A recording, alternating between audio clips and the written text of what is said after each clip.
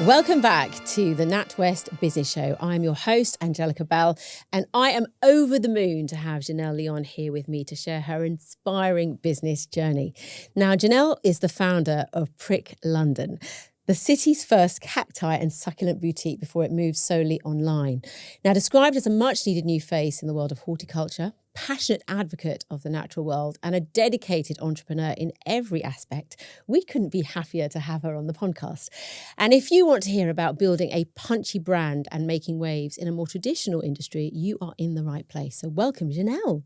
Thank you. I'm so happy to be here. Now, you have a business with a very interesting name, which we'll go into detail more about in a bit. But I always like to start with a confession. Okay, so are you ready to tell the truth? Perhaps. Don't worry, it's only a business confession. So I want to hear about a moment of failure or something that went wrong that helped you build your business to where it is now. Something you think, I wish I'd known that before.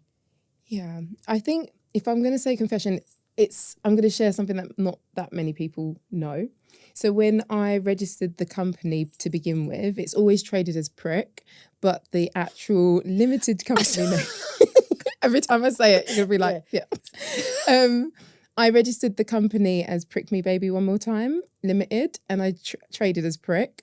So when I went to register the company with Company's House, they wouldn't let me register it as Prick Limited because they said it was slightly offensive. They said you can trade as it, but as your company name, it has to be something else. And I went through a multitude of different names. Prick Me, they were like, no. So I was kind of spitballing off the top of my head, and I came up with Prick Me Baby One More Time. I am a Britney fan. I love Britney. Yeah.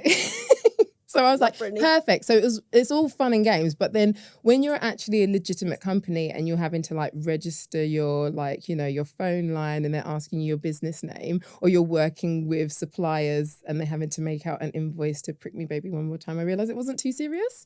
So then I had to change it over to Prick Cacti and Succulents Limited. Right. So that was one confession where it was like, in the moment, it was funny, it was fun and it kind of worked. But then realizing that the implications of your business name on a long time basis. Yes. And especially, really obviously working with other businesses, what that says about the business. Because lots of people would be like, what is it that you do? Thinking that it's something quite obscure. And I'd be like, oh, catch up. Oh, it makes sense. Yeah. So I think that was one thing that I learned from there, where you're like, you do have to think these things through and think about long-term use and how it has repercussions on your like reputation and also with work and with other clients.